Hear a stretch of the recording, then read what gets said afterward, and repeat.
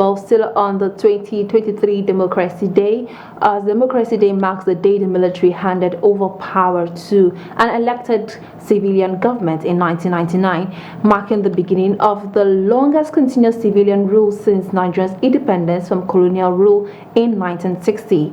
Well, in 2018, Democracy Day was moved from 29th of May to the 12th of June. Now, this change was to remind all Nigerians of one free election, after which the presumed winner along with Nigerians were denied their rights and their choice. Well, today marks the 5th year that Nigeria would mark Democracy Day on June 12. June 12 carries huge significance for all the Nigerians, and it is still viewed as the freest, fairest, and most peaceful election ever held in Nigeria. On the day, the estimated 14 million Nigerians, irrespective of ethnic, religious, class, and religion affiliations, in a period when religious acrimony and tension had reached its zenith, defied bad weather to elect their president with the hope of ending 8 years of military dictatorships. Well, joining me now on this discussion is Desmond Utomwen, a public affairs analyst and a media rights activist. Now, moving on quickly, what does the June 12th annual election signify to Nigeria as a country? I think the annulment of the June 12th election was actually a watershed in the democratic process of this country, because from them there seems to be this unanimous decision or position of Nigerians that that was the freest and fairest election ever had as at that moment, and maybe some people still believe that till date and all that. And the annulment was actually something that shouldn't have been, but of course it did happen, and it was something that was not expected and something that has been roundly condemned by everybody. But beyond the fact that June 12th election was annulled is the belief in most Nigerians, or by most Nigerians today, that it is something we must not allow to happen again, because that actually took us back about 5 years into another era of military rule, because after that annulment and the subsequent consequent takeover by General Sani Abacha, who took over from the interim national government led by former interim national president Ernest Shonekan.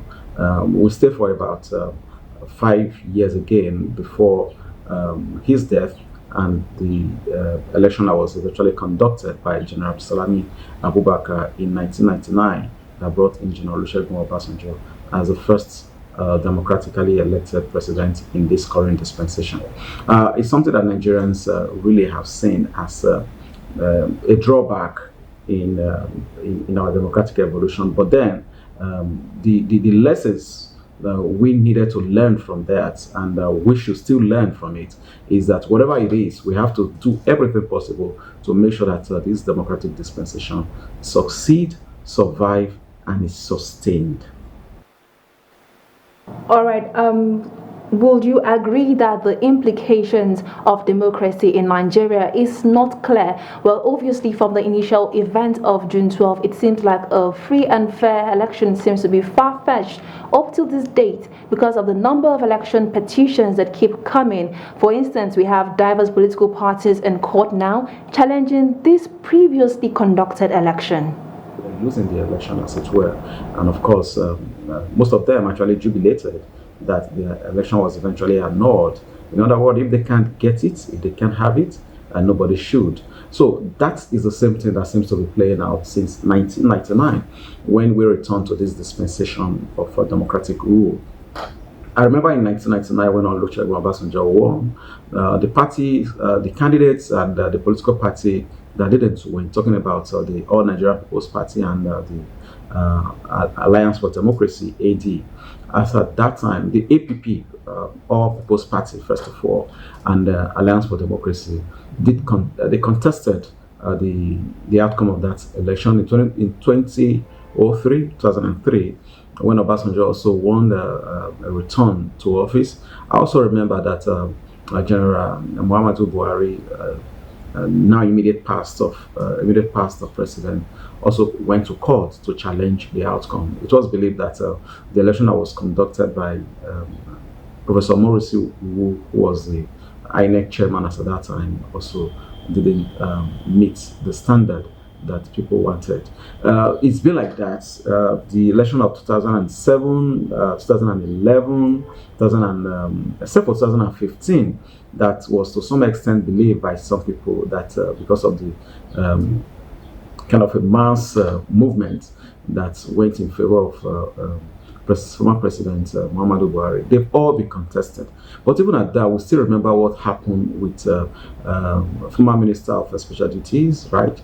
Godswill Orubebe, having that infamous demonstration at the National Coalition Center. We remember then that how he attempted to disrupt the coalition of that presidential election. So it's always been contested in Nigeria. And I believe that if we also expected a perfect election, it might not just be a thing that we'll see in the near future because there are human factors involved in all of these things, and those human factors are what is responsible for the outcomes of election. Election doesn't conduct itself. There are humans that are involved in it, and this attitude of people always wanting to win at all costs is always the reason for the kind of flaws that we have seen with our election. But for me, I would rather say that there is need for us to improve in the process. The process is very, very important in every election, and there is need for us to also make it electronic. Just before you leave us out, in your opinion, Desmond, is Nigeria truly democratic?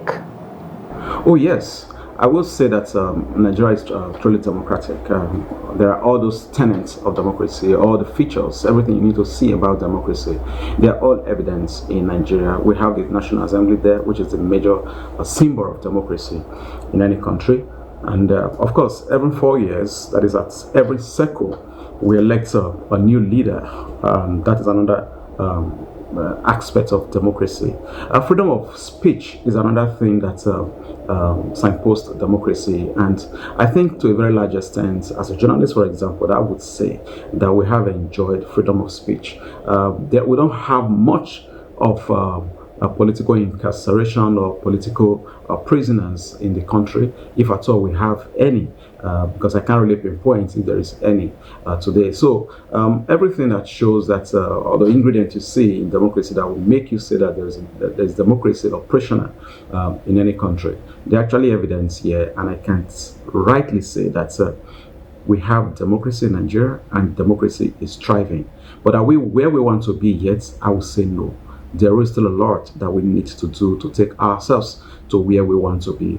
But in the interim, we have to keep pushing, we have to keep progressing, we have to keep making efforts to push ourselves further and higher to the level that we want to take this democracy to.